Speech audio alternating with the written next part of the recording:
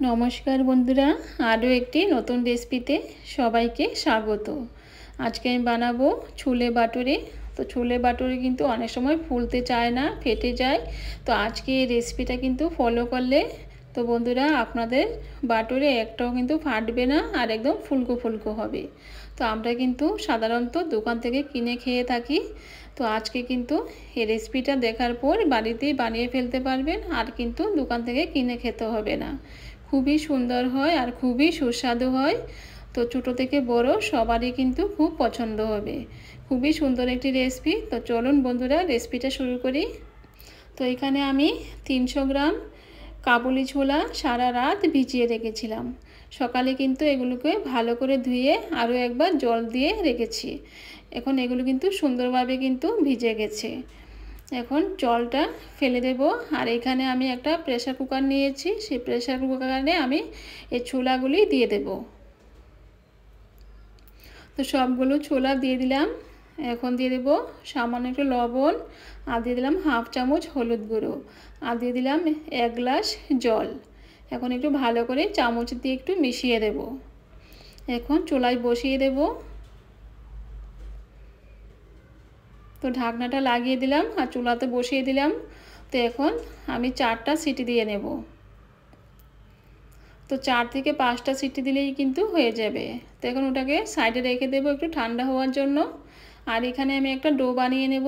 তো এখানে আমি নিয়েছি 300 গ্রাম ময়দা, আর দিয়ে দিলাম স্বাদ মতো লবণ, আর দিয়ে দিলাম হাফ চামচ চিনি, আর দিয়ে দিলাম 1 চামচ সাদা তেল, আর দিয়ে দিলাম 1 চামচ বেকিং পাউডার, আর দিয়ে দিলাম 1 চামচের 4 ভাগের 1 ভাগ বেকিং সোডা, আর দিয়ে দিলাম টক দই। এখন সবগুলো উপকরণ ভালো করে মিশিয়ে নেব। তো সবগুলো উপকরণ ভালো করে মিশিয়ে নিয়েছি। তো দেখুন বন্ধুরা, এরকমভাবে কিন্তু সবগুলো উপকরণ একটু ভালো করে মিশিয়ে নিতে হবে। এখন দিয়ে দেব জল। অল্প অল্প করে জল দিয়ে সফট একটা ডো বানিয়ে নেব। তো আরও একটু জল দিয়ে দেব। তো এরকমভাবে কিন্তু অল্প অল্প করে জল দিয়ে একটা ডো বানিয়ে নেব।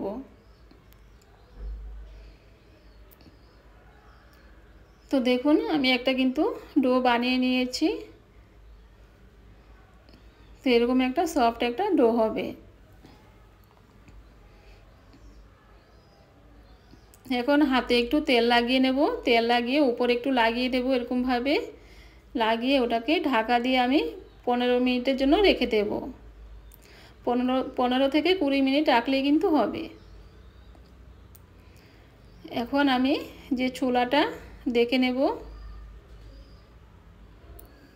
তো দেখুন বন্ধুরা, ছোলাটা কিন্তু খুব সুন্দরভাবে সিদ্ধ হয়ে গেছে, আর এখনও কিন্তু গরম আছে। এখন ওটাকে যে জলটা আছে জলটাকে ছেঁকে নেব। তো এখানে একটা আমি ছাঁকুনি নিয়েছি, এখন ওটার উপরে ছোলাগুলি রেখে দেব। তো সবগুলো রেখে দিলাম। আর যে ছোলার যে জলটা আছে সেই জলটা কিন্তু আমি ফেলবো না।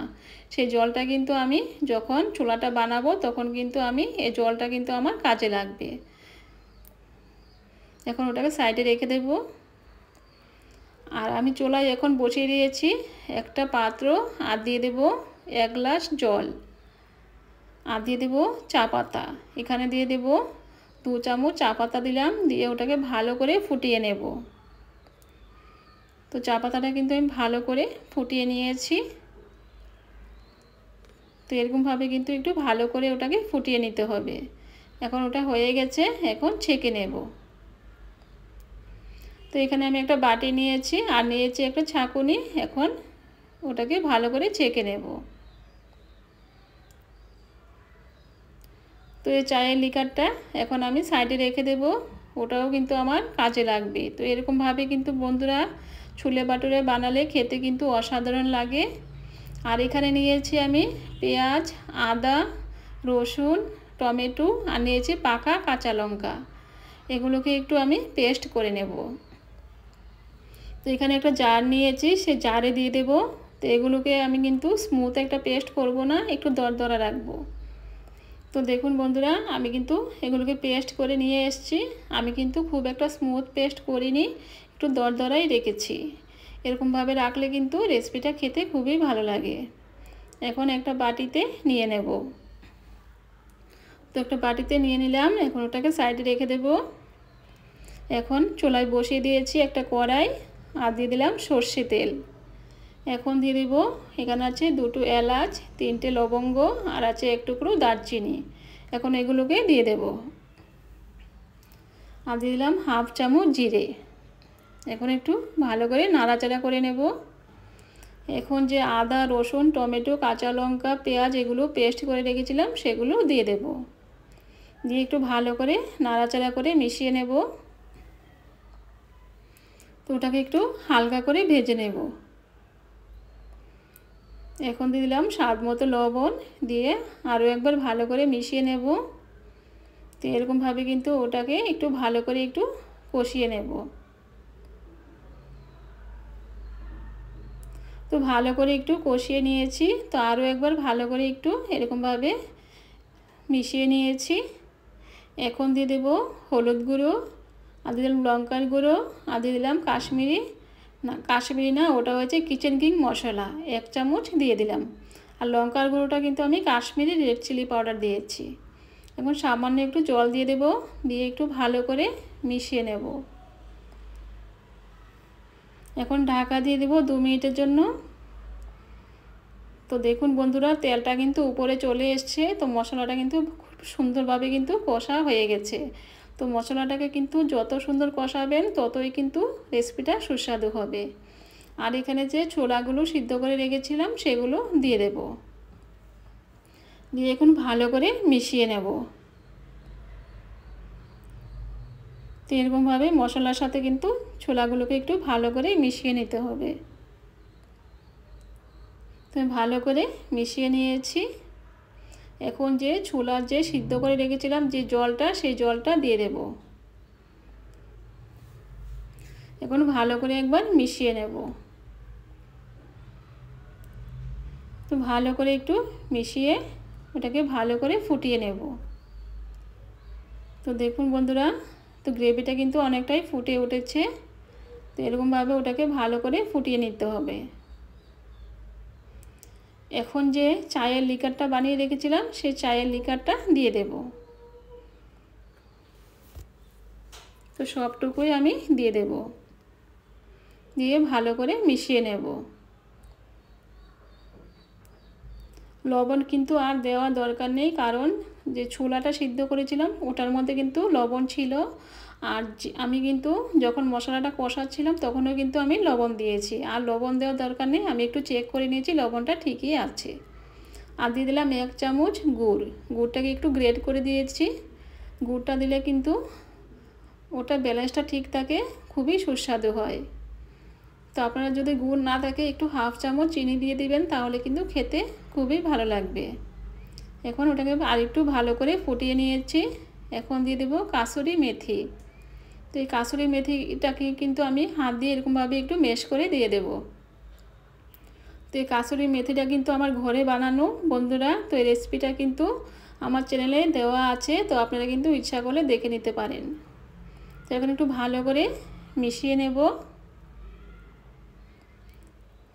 তো ভালো করে একটু মিশিয়ে নিয়েছি।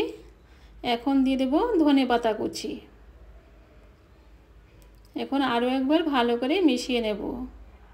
তো মিশিয়ে আরও 2 মিনিটের মতো একটু ফুটিয়ে নেব। তো রেসিপিটা কিন্তু প্রায় হয়ে গেছে বন্ধুরা।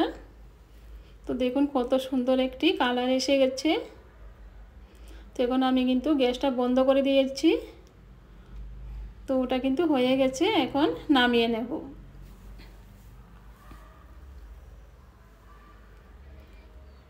তো এখন নামিয়ে একটা পাত্রে রেখে দেব। তো আমি এখানে একটা পাত্র নিয়েছি, এখন এই পাত্রে রেখে দেব। তো দেখুন বন্ধুরা কত সুন্দর কালার এসেছে, আর খেতেও কিন্তু খুবই সুস্বাদু হয়। ওটা কিন্তু ঠান্ডা হয়ে গেলে কিন্তু কালারটা আরও চেঞ্জ হবে, আরও সুন্দর হবে। তো একটু ভালো করে এরকমভাবে একটু মিশিয়ে দিলাম। এখন ওটাকে সাইডে রেখে দেব। তো যত ঠান্ডা হবে ওটা কিন্তু খুব সুন্দর হবে কালারটা আরও। এখন ডোটা দেখে নেব। তো ডোটা কিন্তু আগে থেকে অনেকটাই ফুলে গেছে। এখন আরও একবার একটু ভালো করে মেখে নেব।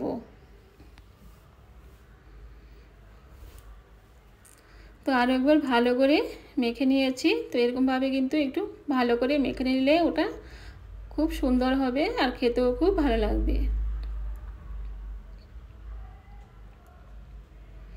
এখন এরকমভাবে লেচি কেটে নেব।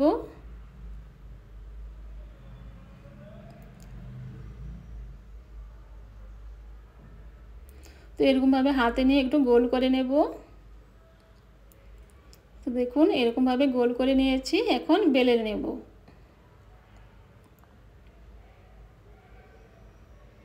তো উপরে একটু ময়দা ছিটিয়ে দিলাম, দিয়ে ওটাকে একটু বেলে নেব। যেরকম রুটির জন্য আমরা বেলি তার থেকে সামান্য একটু ছোটো থাকবে, আর চুলে বাটুরে কিন্তু একটু বড়ই থাকে। ওটা কিন্তু লুচির মতো করলে কিন্তু হবে না, লুচি থেকে সামান্য একটু কিন্তু বড় করতে হবে। তো দেখুন বন্ধুরা, একটা কিন্তু আমার বেলা হয়ে গেছে। এখন ভেজে নেব। তো এখানে তেল দিয়ে দিয়েছি, এখন দিয়ে দিলাম। এখন একটু এরকমভাবে একটু নাড়াচাড়া করে নেব। তেলটা উপরে এরকমভাবে ছিটিয়ে দেব, তাহলে কিন্তু সুন্দরভাবে ফুলে যাবে। তো দেখুন কত ফুলকো ফুলকো হয়েছে বন্ধুরা। তো এরকমভাবে কিন্তু সবগুলো কিন্তু ফুলবে। তো এরকমভাবে কিন্তু আপনারা ফলো করলে সবগুলো বাটুরে খুব সুন্দরভাবে ফুলবে। তো দেখুন কত সুন্দর ফুলকো ফুলকো হয়েছে। ওটা হয়ে গেছে, এখন নামিয়ে নেব। তো আরও একটি দিয়ে দিলাম, তো আপনাদেরকে দেখাচ্ছি। তো এরকমভাবে কিন্তু একটু তেল ছিটিয়ে দেব। তো দেখুন কত সুন্দর ফুলে গেছে। এখন উল্টিয়ে দেব। তো ওটাও কিন্তু হয়ে গেছে। তো দেখুন বন্ধুরা, তো কত সুন্দর ফুলকো ফুলকো, সবগুলো কিন্তু এরকমভাবে ফুলকো ফুলকো হবে। তো ওটাও হয়ে গেছে, এখন নামিয়ে নেব।